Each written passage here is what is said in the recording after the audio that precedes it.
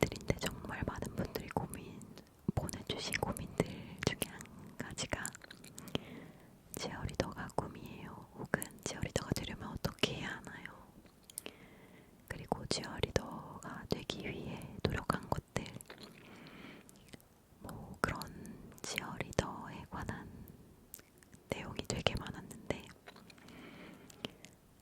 우선 치어리더가 되려면 어떻게 해야 하나요?는 정말 많은 회사들에서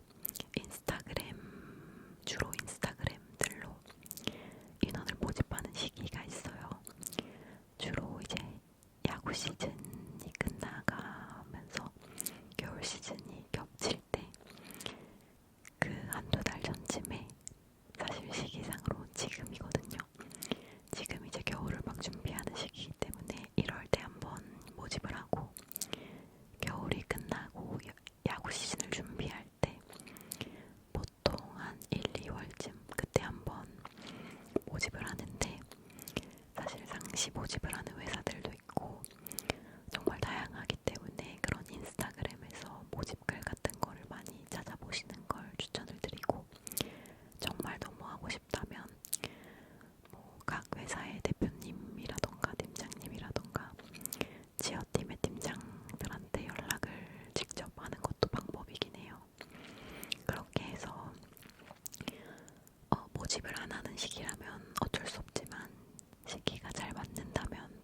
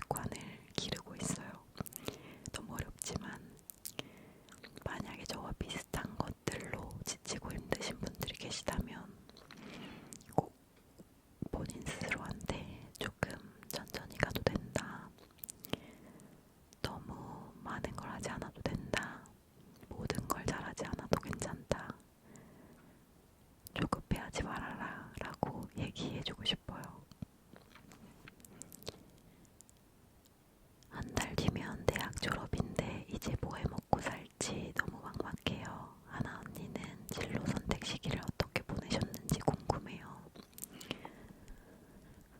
저는 진로 선택 시기가 요즘이에요.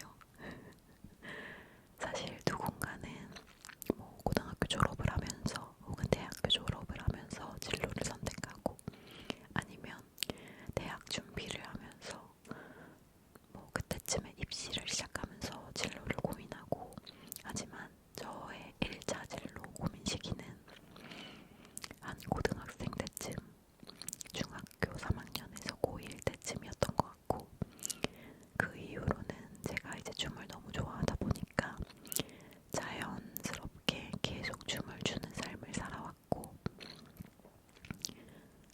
그래서 의심 없이 그냥 내가 좋아하는 일을 계속하면서 살았고 이제는 제가 채널에서도 종종 말씀을 드리지만 이제는 미래에 대해서도 생각을 하고 살아야 할 나이가 어느 정도 됐기 때문에 제2의 직업은 이 다음 직업은 어떤 걸로 해야 할까라는 생각을 저도 하면서 살아요. 근데 요즘은 그런 것 같아요. 내가 진로를 선택한다고 해서 이게 평생 직장이 되는 사람보다는 이 일을 하다가 안 맞으면 그만하고 아니면 이 일 하다가 좋은 기회로 다른 일을 하고 이런 식으로 요즘은 엔잡러 시대라고도 하기도 하고 뭐 직장 생활을 이거 하고 뭐 다음 직장은 이거 하고 이렇게 여러 가지 생활을 경험해 보시는 분들도 너무 많이 계시기 때문에 요즘은 평균 수명 자체가 굉장히 길어진 시대잖아요. 그래서 20대 때 혹은 30대 초반에 취업을 한다고 해서 뭐 3, 40년 동안 같은 일만 하고 사는 사람보다는 이 일도 경험해보고 저 일도 경험해보고 그 다음 나이 먹으면 이것도 해보고 이런 사람들이 훨씬 많기 때문에 꼭 내가 지금 결정한 이 일이 내 평생 직장이다가 아니라 그냥 지금 해보고 싶은 거에 집중하는 게 훨씬 더 행복한 선택을 할 수 있는 것 같아요.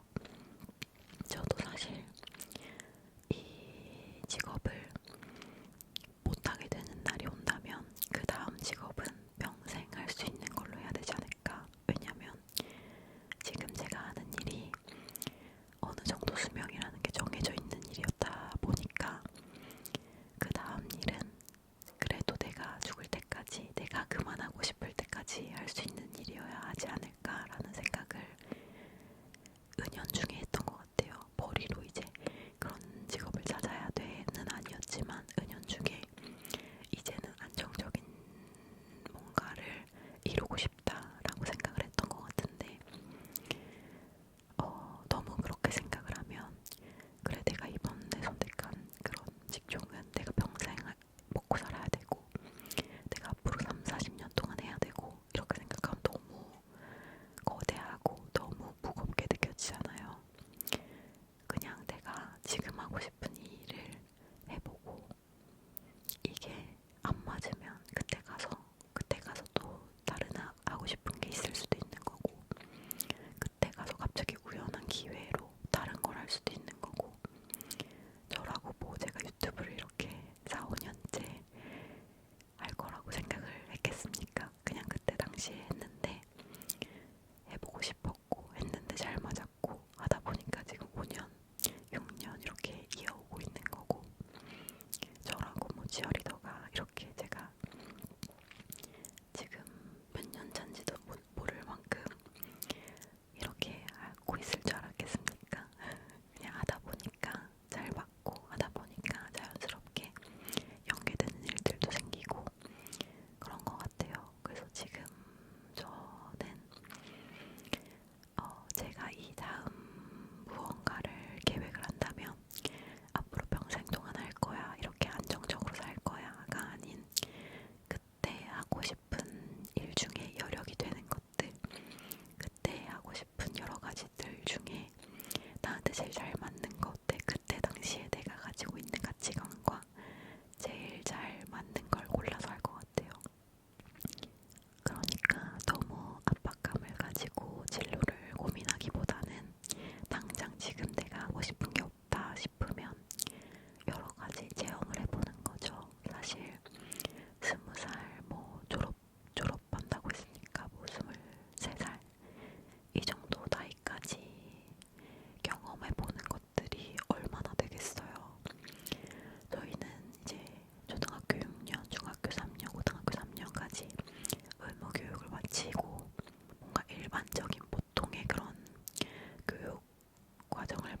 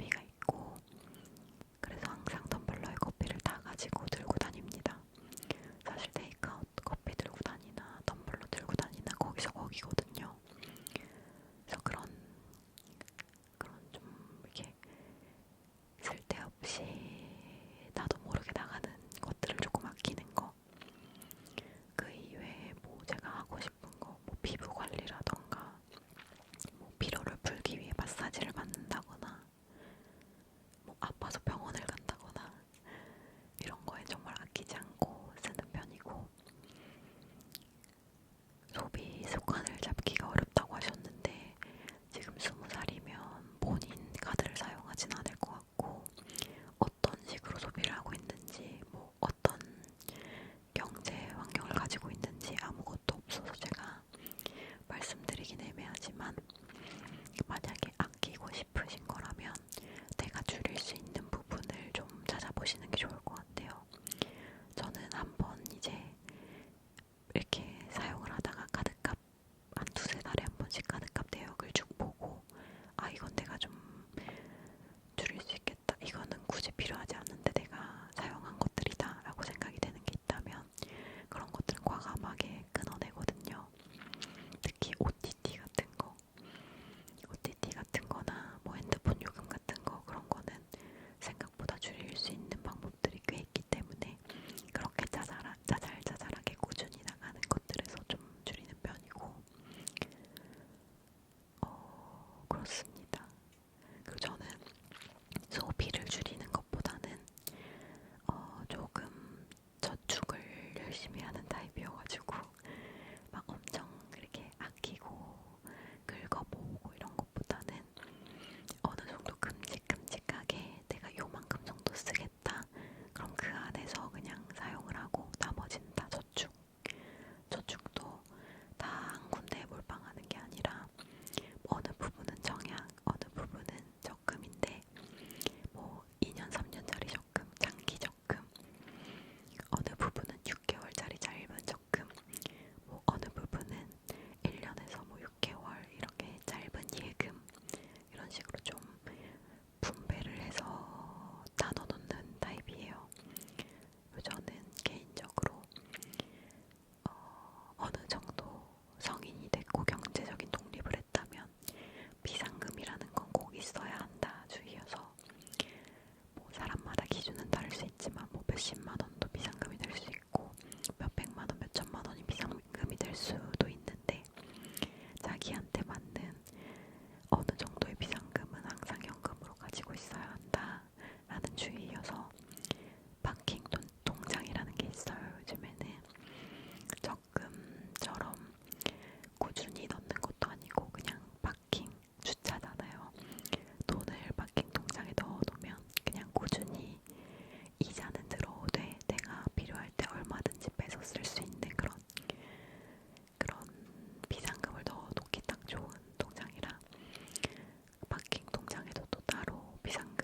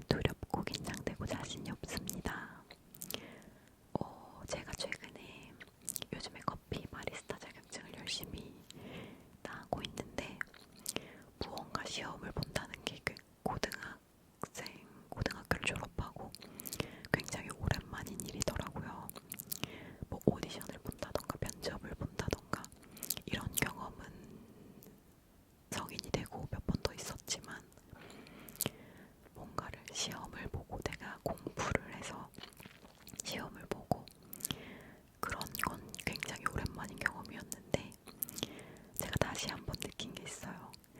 어쨌든 시험에는 정답이 있는 일이고 그 정답을 공부한다면 정답이 달라질 일은 없으니 사실 명확한 해결 방안과 명확한 답안이 있는 문제잖아요. 근데 사실 사회를 살다 보면, 세상을 살아가다 보면 너무 답이 없고 명확하게 해결 방안이 없는 일들이 너무 많다 보니까 최근에 제가 이런 공부, 필기시험 공부를 하면서 내 인생도 이랬으면 좋겠다. 뭔가 명확한 답안이 있고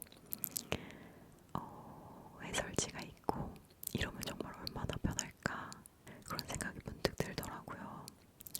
어쩌면 자격증 시험 같은 그런 답이 정해져 있는 시험은 정말 공부만 열심히 한다면 너무나도 자신 있게 볼 수 있는 시험이